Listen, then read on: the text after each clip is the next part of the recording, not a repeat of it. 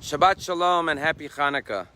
Tomorrow in the synagogue we're going to take out 3 Torahs. The first Torah will be in honor of the weekly Torah portion, Miketz. The second Torah will be in honor of Rosh Chodesh.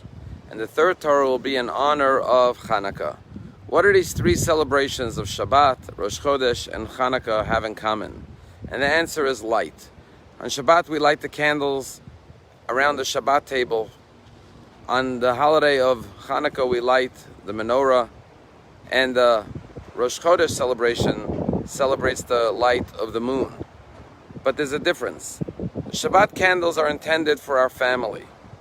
The menorah is at the window for the community, for the public, for those in the street. And the light of the moon represents the light of the entire world.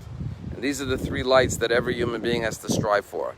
The light that we shine within our home, the light that we shine outside, and ultimately the light of being a light unto the nations, to the entire world and universe. But there's a deeper light with which we kindle all the other lights, and that is the light from within. The word neshama, soul, is the same 4 letters as the word hashemen, the oil.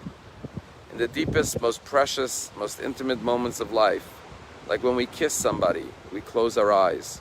Or when we bless our children before Yom Kippur, when we stand as a bride and a groom under the chuppah, we close our lights and block out the external light to tap into our inner light with which we can kindle all the other lights in our life.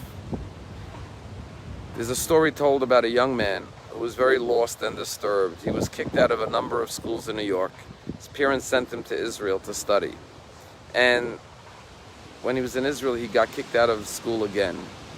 And this 16-year-old teenager was roaming the streets of Bnei Brak in Israel, thinking about what to do. He could not go home to face his parents, did not know what to do in Israel, and confused and distraught and feeling sad and depressed, he walked into a random synagogue to sit down and rest and think. As he was sitting there was this elderly man who was still praying with great fervor and devotion.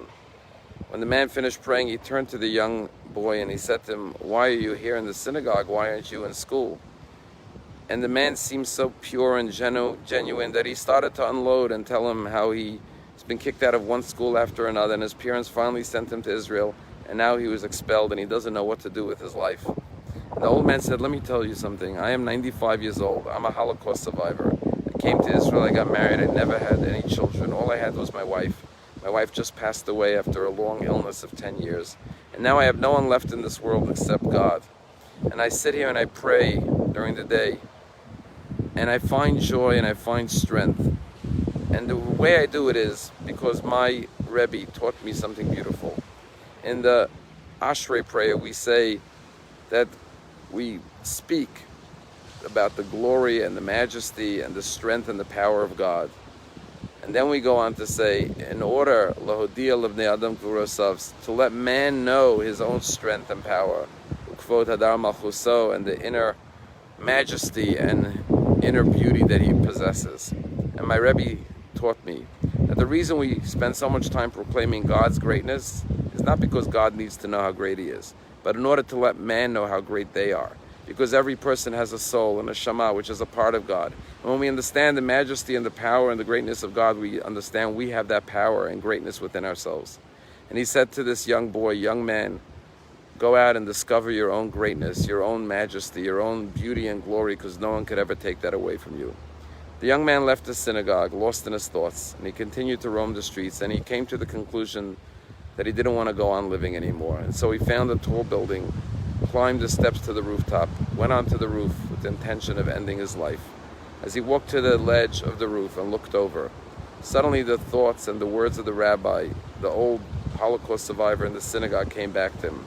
And he started to think about it, and he said, you know what, before I take my life, I should really try to discover my own greatness.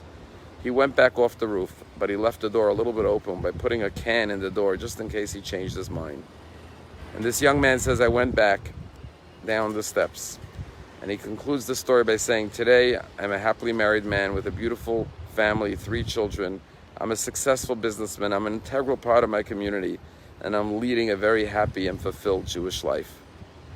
Chanukah, Rosh Chodesh, and Shabbat teach us that we all have light. Light that we could illuminate our homes, our families with.